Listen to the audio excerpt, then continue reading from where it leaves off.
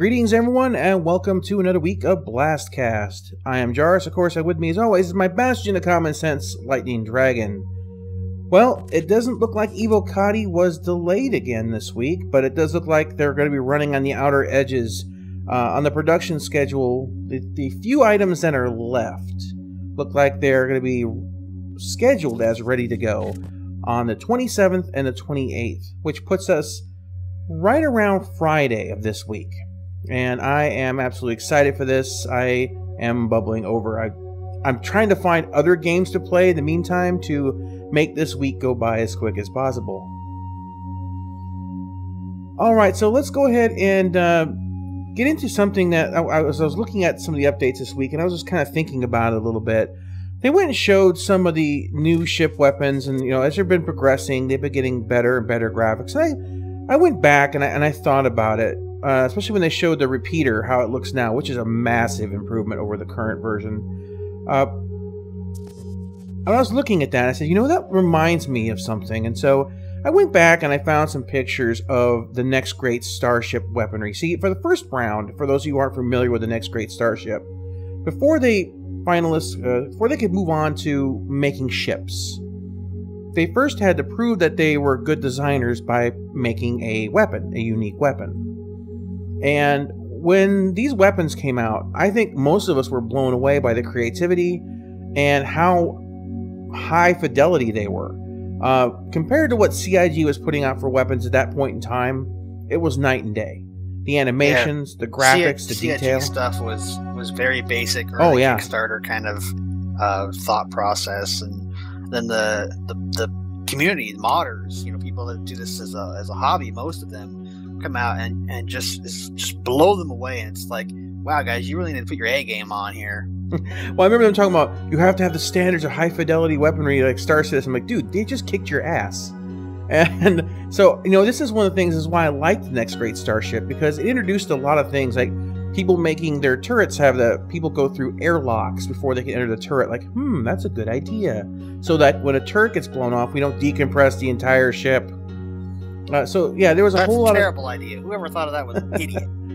Yeah, so I mean, the whole next great starship was a massively positive influence to the design direction of the game, and this is why I hope they do it again with this, next great space mecha combat suit or whatever they're doing, because I can only imagine what some of these people are going to come up with. It's going to be amazing. I'm voting for Optimus Prime. What? I want Transformers. Just kidding. Oh no, we need Gundam and MechWarrior. That's what we need. Only if we're keeping an IM. If not, we got to go ahead and go back. We got to go MechWarrior. Oh man, now I'm torn. Exactly. Because IM is awful, but Gundam is awesome. Yeah, I know. Well, I put you in a predicament. How dare you?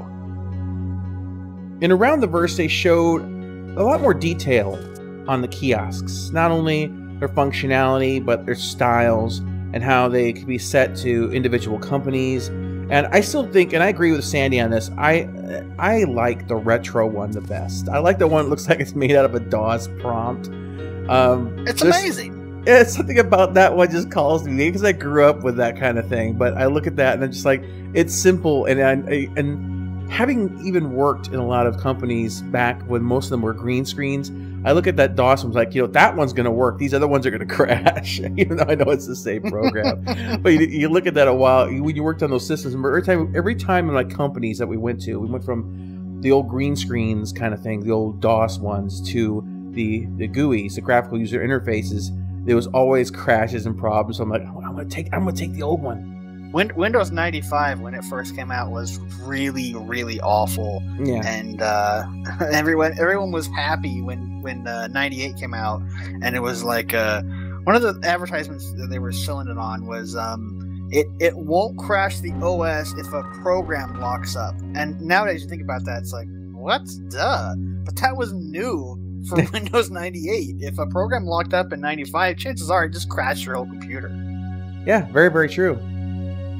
It's a very simple design, but it gives you all the information that you want to see. And as you were showing some of these spreadsheets, I was looking at this, and clearly you can tell that they're going to be having ships for sale through these kiosks. And that's great. That was a big fear of mine. I was afraid that they were going to kind of limit only to components.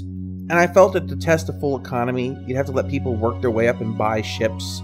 Of course, they had all the prices and stuff smeared out because they're not final. They know that people would rage if they showed anything hard on those numbers. How dare this price be here that's subject to change? But how they're doing it is really smart. They basically first create the components, the price of the materials, then the materials go into how much material it takes to make the component, basically, then the price of the component, and then the ship has these components in it, and then assume it's like frame and other parts that go in the ship, plus the components equals ship.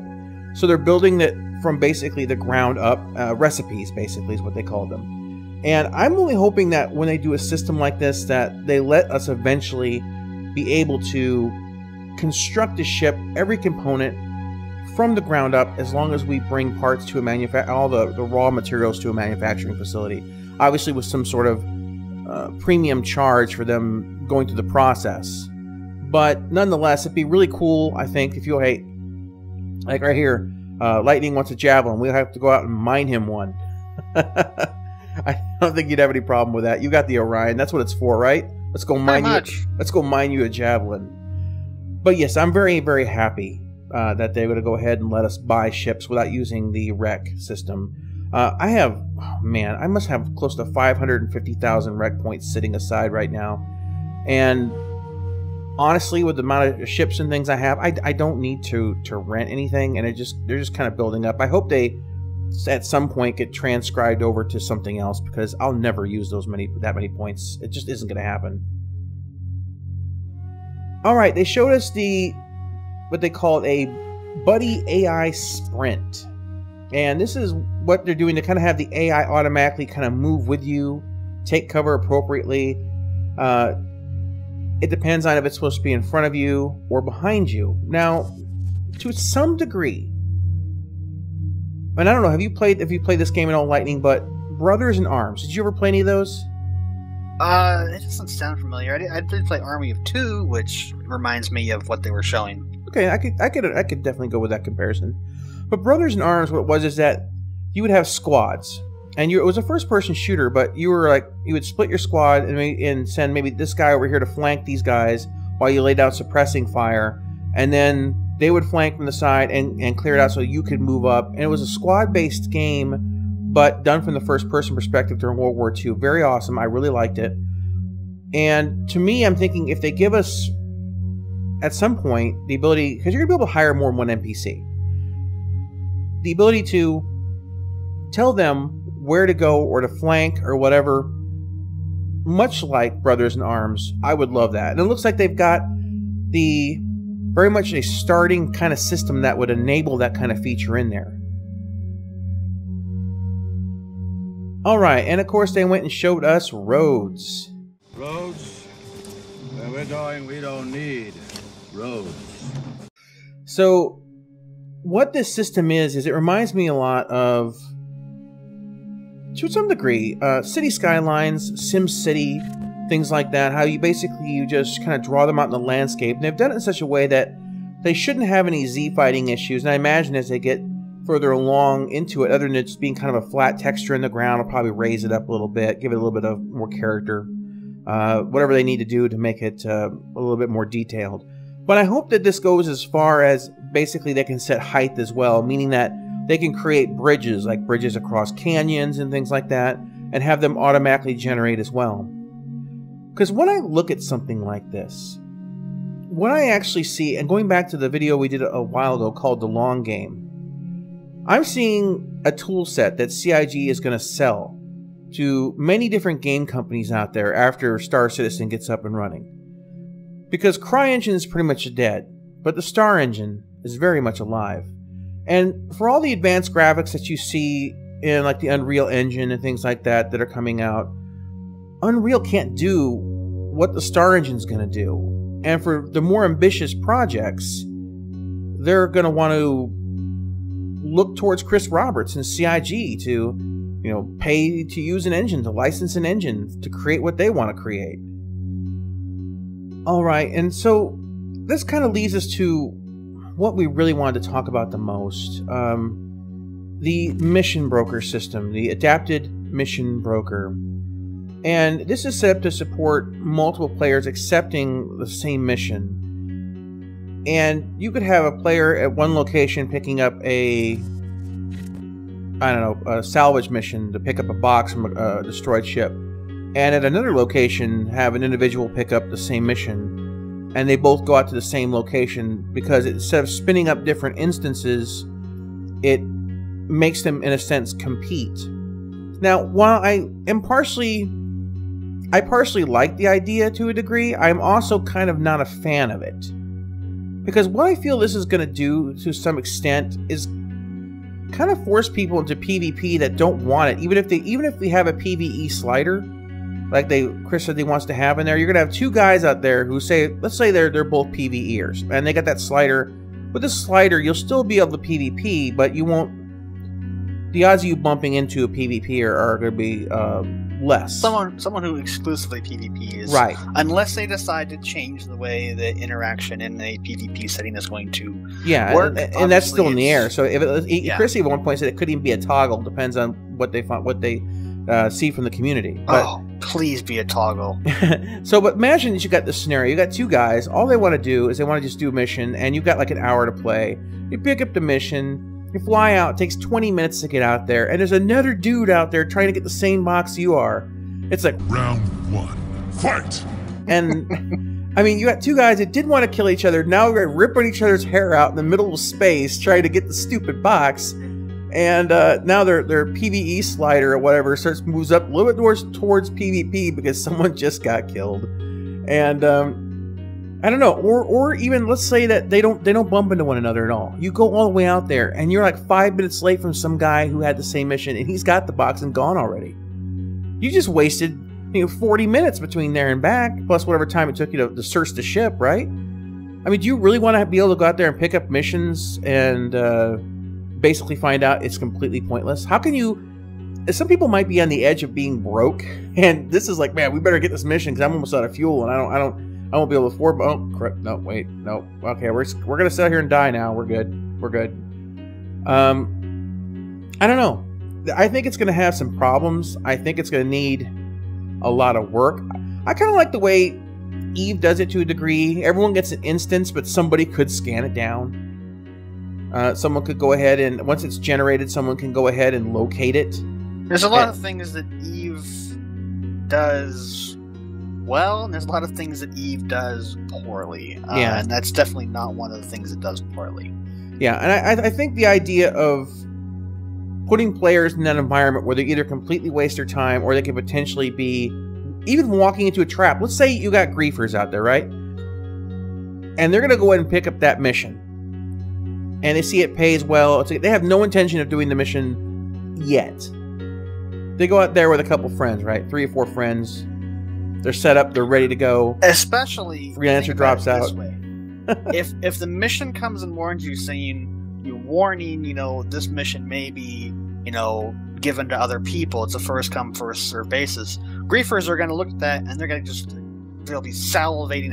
There's like, drool. And they'll fly out there and they'll camp that location and wait for someone else to come in there. And either what they'll do is they'll grab the thing and they'll just hang on to it and just let the mission basically timer expire. So basically everybody shows up with this mission. No one can complete it because there's only one box, or they'll ambush you. I mean, or they'll bring, as I said, they'll bring a group of friends. You'll jump out. It'll be like 5 ships bearing down on you. It's one of those things that I don't know. I don't see this as being. I see this as being something that can be manipulated pretty heavily into putting somebody into a very dangerous situation that normally wouldn't exist in the game, basically opening them up to intentional griefing. And I really think they got to be careful with this, and they really have to look at the dynamics because, well, as I said, some people, they just want to log in, play for an hour, and log out. And they don't want to deal with that kind of thing. And you do that enough to somebody, I don't care if you like PvE or don't like PvE, that person may quit the game. If he quits the game, CIG's not making any money off him in the future. So they've got to be careful with this. Because the first time I saw that, I'm like, uh-oh. I've experienced too many games like that have done that kind of thing. And it's never worked out well. It's never worked out well. I've never had a pleasant experience with things that have missions either next to each other that spawn randomly. I mean, I can think back to Star Wars Galaxies. You go to a terminal, you pick up a mission, it might be go out here to this moisture vaporizer or whatever. Just go ahead and there's some collect 5 bear asses. Yeah, or you have to go kill 10 Sand Raiders, right? And you're on the Rebel side, and so Tusken Raiders are out there, and at the same time, an Imperial guy picks up a mission, and his stupid thing spawns within 50 feet of you, right? And next thing you know, it's just a free-for-all. I mean, it starts off like that, then you have like more and more people piling on, and then the desert is awash with blood. So it's just never seems to end well when that kind of stuff happens, at least in my experience. We'll see. Maybe they'll figure it out. I don't know, but sometimes the wheel is round for a reason. So, we're kind of waiting here this week. I think there's not a whole lot to talk about outside of that. And I really hope this is the week, guys. I really hope so. We're all itching to play this thing. I'm itching to play this thing. The new hard drive's installed. I'm ready to go. And please make this week go by very quickly. Alright guys, well that's everything for today's BlastCast. Feel free to leave your comments, suggestions, and overall disappointment down below. There is one more thing, because everybody loves my tangents. Oh, okay. Let's go for it. I get 50,000 emails every day about my tangents. Jarvis and I picked up a game called Interstellar Rift. Oh, yeah, it's true.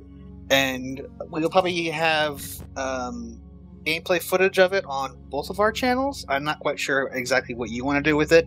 I might just have completely uncut or very little cut, depending on how easy it is to play. But when I saw it, because I was just glancing we may through do a Steam Let's Play one day, on your channel, and then we'll maybe do a summary on our channel. Yeah, I mean, we're not quite sure what we're going to do exactly yet. Yeah, but it's kind of like Space Engineers meets Star Citizen. It's very much like co-op. You have one ship and there's multiple stations. And it's got a lot of good reviews. It's unfortunately it's an early access game.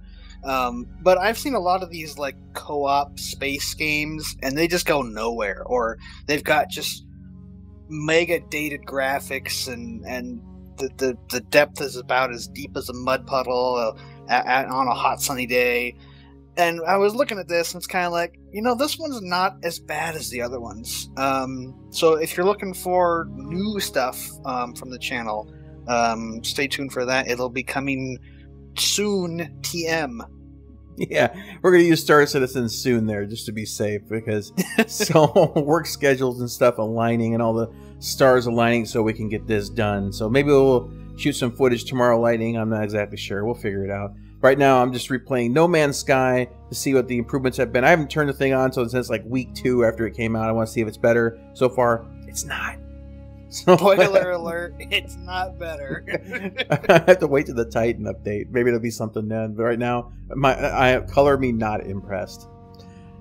All right, guys. Well, I think that's it officially now. So we will catch you next week. Thanks for watching the BlastCast. Here's hoping on Evocati.